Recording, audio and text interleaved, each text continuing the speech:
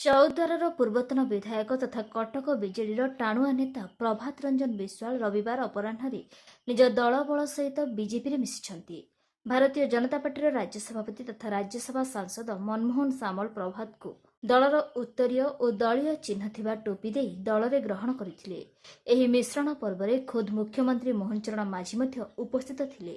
ଏହା ବ୍ୟତୀତ କଟକ ଜିଲ୍ଲା ବିଜେଡିର ବହୁ କର୍ମୀ ଓ ପୂର୍ବ କର୍ପୋରେଟର ଏବଂ ନେତା मिश्रण पर्व में सामिल होते जो कला कारनामा लोक शासन दबार विफल थे केवल निजर अहंकार अहमिका ये सब कथा धीरे धीरे लोकलोचन को आसी सारा निर्वाचन प्रतिफलित होता किंतु निर्वाचन पर मुखा खोलीगला मुखा खोली द्वारा विजु जनता दलर नेता माने एवं विभिन्न विरोधी दलर लोक एवं नेता माने भारतीय जनता पार्टी के आकृष्ट होकर मो हिसाब रे एतेटा भल पाइबा ताकर एते नहीं किंतु जनमतर चाप तांको बाध्य कर दउची भारतीय जनता पार्टी संगे मिश्रण करने नले तांकर राजनैतिक भविष्य सबुदिन अंधार है।